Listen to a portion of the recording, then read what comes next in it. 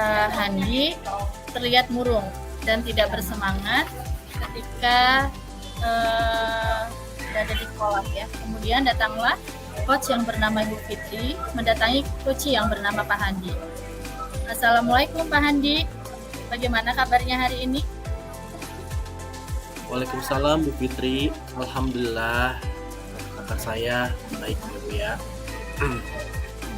Pak Handi, mohon maaf nih, akhir-akhir ini kalau saya perhatikan Pak Handi murung ya, jadi seperti kurang bersemangat gitu. Biasanya kan Pak Handi itu selalu semangat, sekarang kok sering menyendiri. Mungkin Pak Handi bisa berbagi nih dengan saya, ada apa ya kira-kira? Ya nih Bu Fitri, saya ingin ngobrol tapi bingung mau ngobrol dengan siapa ya.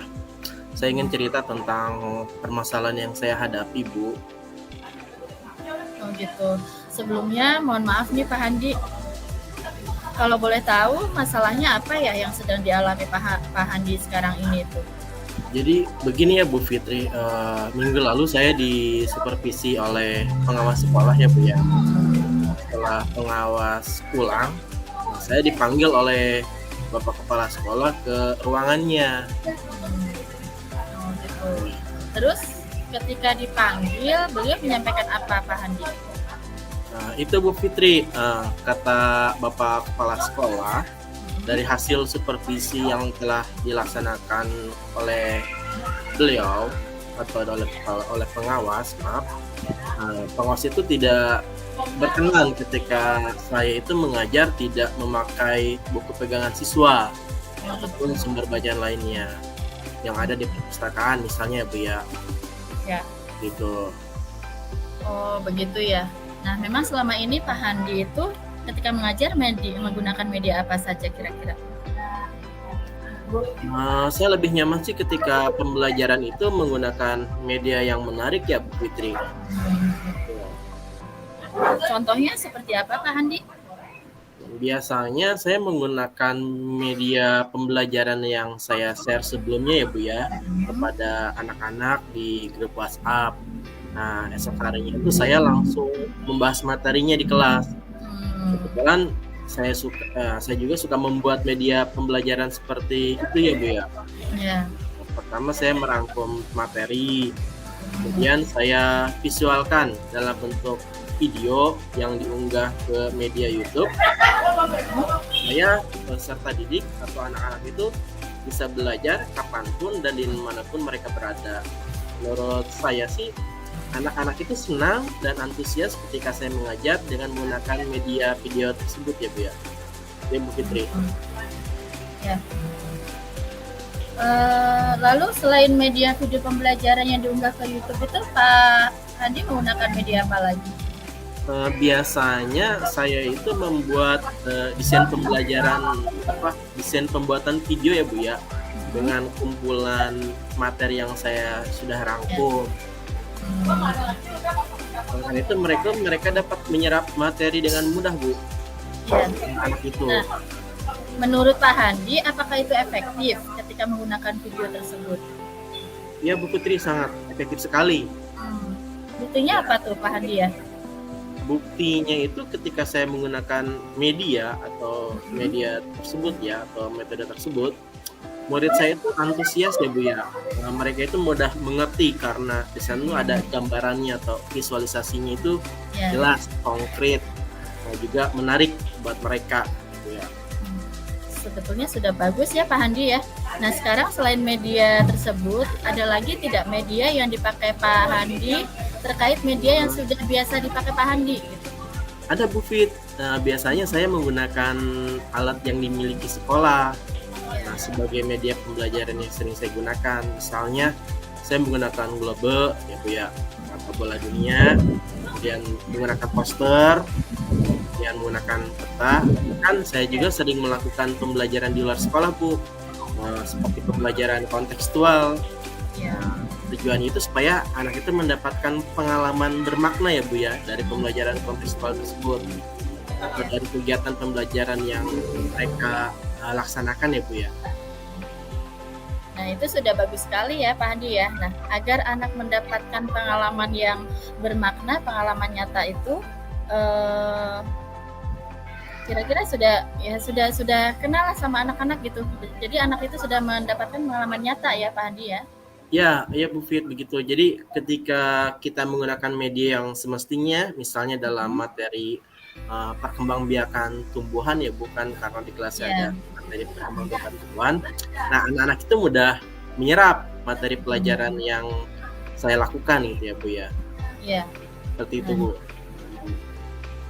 Iya Pak, itu sudah bagus ya Pak ya. Hanya mungkin menurut pengawas itu Pak Handi dianggap belum menggunakan buku ya, karena kegiatan pembelajarannya memang tidak terlihat memakai buku, walaupun memang di awal Pak Handi sudah memanfaatkan buku.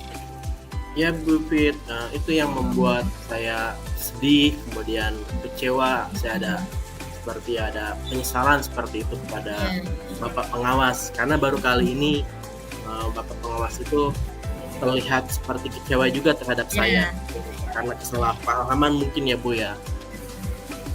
Nah, ini saya ingin bertanya ya Pak Handi ya. Sebelum Pak Handi membuat video pembelajaran, kemudian membuat prosedur pembelajaran, nah atau media yang lainnya, apa yang dilakukan Pak Handi? Nah, sebelum saya menggunakan media yang media saya atau membaca buku, nah kemudian itu saya suka mencari ya Bu ya di internet atau searching yang berhubungan dengan materi yang akan saya sampaikan nanti ya Bu. Jadi referensinya selain dari buku, saya juga suka mencari dari internet. Ya. Nah, itu bagus sekali Pak Handi ya. Selain membaca buku, kemudian mencari sumber belajar yang lain, coba yang dilakukan Pak Handi itu selain itu apa lagi? Biasanya sih Bu, saya merangkum materi tersebut ya, kemudian namun tidak saya buku ya, disimpan saja di laptop. Bahkan kadang-kadang kalau dirasa perlu, rangkumannya juga saya dibagikan di grup WhatsApp, di grup kelas ya Bu ya. Itu Bu Fit. Nah, berapa banyak nih Pak Handi rangkuman materi itu? Banyak Bu Fit, hampir semua materi yang saya ada saya rangkum ya Bu ya. Berarti Pak Handi sudah menggunakan buku kan? Oh iya Bu, mungkin pengawas karena bukti fisiknya tidak ada, saya dianggap tidak menggunakan buku gitu. Menurut Pak Handi, bagaimana caranya supaya terlihat bukti fisiknya? Saya baru terpikir ya Bu ya, banyak rangkuman materi yang sudah saya buat, mungkin bisa saya kumpulkan menjadi bahan ajar ya Bu, atau modul ajar ya, mungkin lebih bermanfaat seperti itu ya Bu ya. Ya, betul tuh Pak Handi ya, itu luar biasa. Sekarang bagaimana nih Pak Handi supaya menjadikan rangkuman itu menjadi bentuk sebuah modul ajar atau bahan ajar? Nah, saya itu akan mencoba ya Bu ya, mengumpulkan beberapa tulisan saya tadi yang di laptop saya tersebut. Karena file memang berantakan ya Bu ya, yang saya buat, saya simpan di folder yang berbeda-beda ya Bu di laptop saya. Ya, jadi harus dikumpulkan dulu ya Pak Handi ya. Nah, setelah dikumpulkan nanti materi akan diapakan nih Pak Handi? Rencananya itu akan saya kumpulkan Bu, jadi berdasarkan tema atau materi pembelajaran. Misalnya di kelas 6 itu kan untuk semester 2 ini ya sampai tema 9 ya Bu ya. Iya. Ide bagus tuh Pak Handi ya. Nah, sekarang ada tidak rekan Pak Handi itu yang bisa membantu menyusun rangkuman materi yang Pak Handi buat itu menjadi sebuah modul ajar atau bahan ajar yang menarik tentunya? Ada sih Bu ya, kebetulan di KKG sekolah saya itu ada tim ya Bu ya untuk membuat administrasi pembelajaran, dan di KKG juga ada tim pengeditnya atau disebut dengan editornya ya Bu ya, yang mengerti tentang bagaimana mengedit modul atau bahan ajar supaya lebih menjadi menarik seperti itu Bu. Luar biasa sekali nih Pak Handi ya idenya. Nah, kemudian setelah bahan ajar itu sudah jadi, kedepannya rencananya bagaimana nih Pak Handi? Rencananya Bu ya, Ya, saya akan tunjukkan kepada Bapak Kepala Sekolah dan juga Bapak Pengawas ya Bu ya, supaya tidak terjadi salah paham. Kemudian tadi untuk menunjukkan bahwa saya itu sudah memperbaiki kekurangan saya Bu ya. Misalnya dengan membuat modul atau bahan ajar dari beberapa rangkuman yang sudah saya buat. Kemudian juga saya memiliki rencana nanti itu untuk di-share ya Bu ya, modul saya itu di berbagai media apapun itu karya yang sudah saya buat. Mudah-mudahan bisa bermanfaat bagi siapapun yang membutuhkan, terutama bagi teman sejawat, khususnya guru kelas 6 ya Bu ya. Ya, ya. Nah nih, alhamdulillah nih luar biasa sekali nih idenya Pak Handi ya. Saya doakan semoga rencana Pak Handi ini terwujud dan akhirnya kegelisahan atau masalahnya Pak Handi sudah teratasi ya. Nah, sudah tercerahkan ya Pak Handi ya. Jadi di sini Pak Handi sebetulnya tidak melupakan buku sebetulnya, bahwa Pak Handi itu sudah menggunakan buku.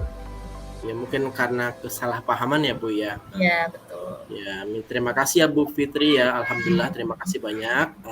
Saya jadi lega ya Bu ya, sudah bisa berbagi dengan Bu Fitri. Tadinya saya bingung mau berbagi cerita ke siapa gitu ya.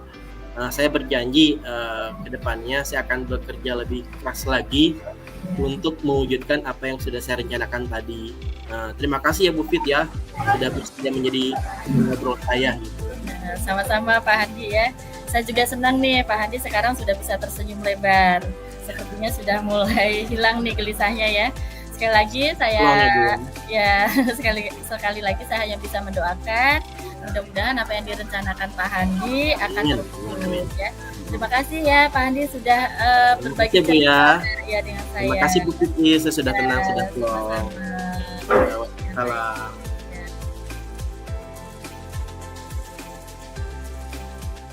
Jadi rekan saya yang bernama Bu Fitri, seorang guru kelas 6 ya Bu Fitri ya. Ya di sekolah mempunyai masalah tentang kurangnya antusias murid-murid yang Bu Fitri ajar ya. Hal ini terlihat dari kurang aktif ya Bu anak-anak di kelas ya. Kemudian pengumpulan tugasnya itu hanya setengah dari jumlahnya dalam satu kelas ya. Nah, Bu Fitri ini ingin berdiskusi tentang solusi terbaik untuk masalahnya. Walaupun saya tidak bisa memberikan solusinya, saya hanya ingin mengarahkan saja Bu Fitri ya sebagai coach. Oke, silakan Bu Fitri. Pak Handi, bolehkah saya meminta waktunya? Saya mau bercerita nih tentang apa yang saya rasakan akhir-akhir ini di kelas. Oke, baik Bu Fitri, apa yang mau Ibu ceritakan Bu Fitri?